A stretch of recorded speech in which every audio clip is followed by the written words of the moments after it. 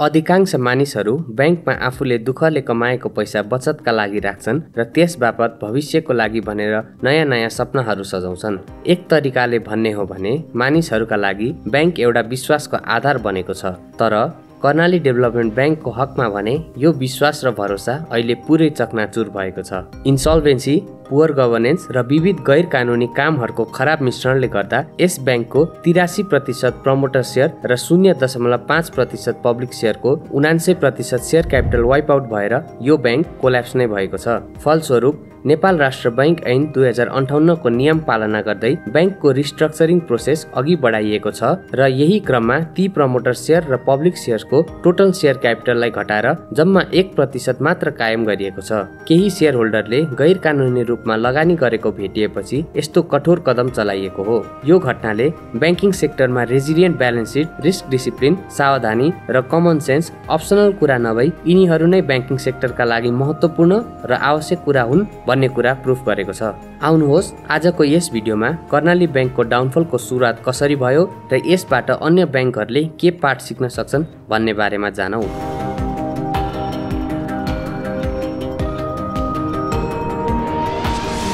सुरुवात गरौँ समस्याको जडबाट।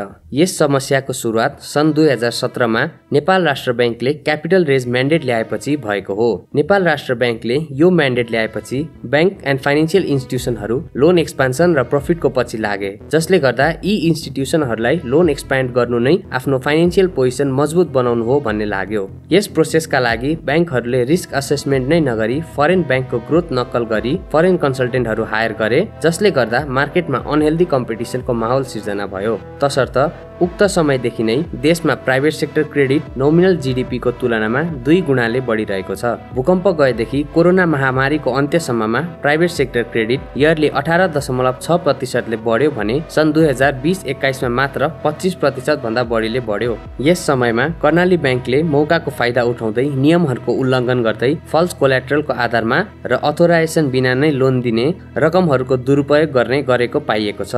फलस्वरूप अब यस बैंकको टोटल लोन मध्ये 59% मात्र रिकभरेबल लोन रहेको छ।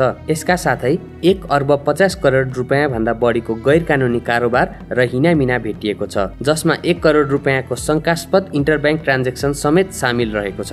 बैंक प्रति जनमानसको विश्वास टिकाउन ट्रान्सपेरेन्सी र कम्प्लायन्स एकदमै महत्त्वपूर्ण हुन्छ। तर कर्णाली बैंक यहाँ पनि चुक्यो। बैंकले सेक्युरिटिज बोर्डलाई बुझाउनु पर्ने विवरणहरू नबुझाएकाले, कर तिर्न ढिलाइ गरेकाले र फिस्कल इयर 2077-78 देखि एनुअल जेनरल मिटिङ समेत गर्न नसकेकाले 41,50,000 रुपैयाँ फाइन तिर्नु परेको थियो। यसका साथै डकुमेन्टहरूको रेकर्ड नराखेका कारण पुराना धेरै ट्रान्जेक्सनहरूको पुष्टि हुन सकेको छैन, जसले गर्दा बैंक जवाफदेही छैन र लापरवाही तरिकाले काम गरिरहेको छ भन्ने कुरा स्पष्ट जनाउँछ। जब यस्ता कुराहरू बिस्तारै खुल्दै आए तब कर्णाली बैंकको डाउनफल सुरु भयो। 2081 पुससम्ममा यस बैंकको नेटवर्थ नेगेटिभ 2.47 अर्ब रुपैयाँ र क्यापिटल एडिक्वेसी रेसियो पनि नेगेटिभ 93.65% रहेको थियो। तर सन् 2022-23 मा इन्फ्लेसन कन्ट्रोल र फरेन एक्सचेन्ज रिजर्भ जोगाउन राष्ट्र बैंकले गरेको मौद्रिक कडाइको लोन एक्सपान्सनको गतिलाई 6.25% मा झारिदियो। जब थप लोन एक्सपान्सनको बाटो बन्द हुन थाल्यो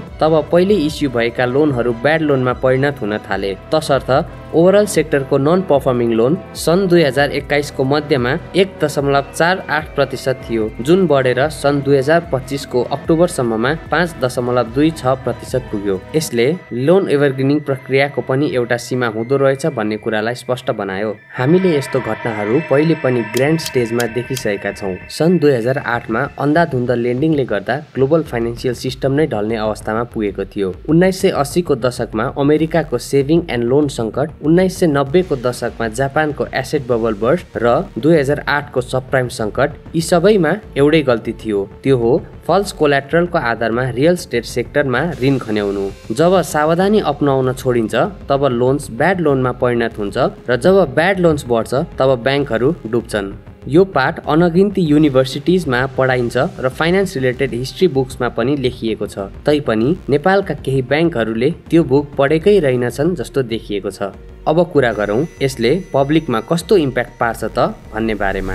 रेगुलेटरी बडिज, अडिटर्स र शेयर होल्डरले अकाउन्टमा जति पनि ध्यान दिए पनि ब्याङ्किङ सेक्टरको मेन आधार भनेको जेनरल पब्लिकको विश्वास हो भन्ने कुरा बिर्सिनु हुँदैन। धेरै बचतकर्ताहरूले बुढेसकालका लागि भनेर बचत, बिरामी हुँदा उपचार खर्च र छोराछोरीको पढाइको लागि भनेर वर्षौंदेखि आफ्नो पैसा यही ब्याङ्कमा डिपोजिट गरेका थिए। यस घटनाले अब उनीहरू कुनै पनि ब्याङ्कप्रति भरोसा गर्न नसक्ने अवस्थामा पुगिसकेका छन्। यसका साथै यो ब्याङ्क सञ्चालन गर्न वर्षौंसम्म मेहनत गरेका इम्प्लोइज अहिले आफ्नै इम्प्लोइमेन्ट र बेनिफिटका बारेमा अनसर्टेन भएका छन्। त्यस्तै जीवनभरको अर्निङ्स लगानी गरेका शेयर होल्डरले ह्युज लस बेहोर्नु परेको छ, जसले उनीहरूको लङ टर्म प्लानिङ नै कोल्याप्स गरिदिएको छ। यो नेग्लिजेन्स, ग्रिड र विक म्यानेजमेन्टले क्रिएट गरेको एउटा ह्युमन कस्ट हो। के अझै पनि यस ब्याङ्कलाई बचाउन सम्भव छ त?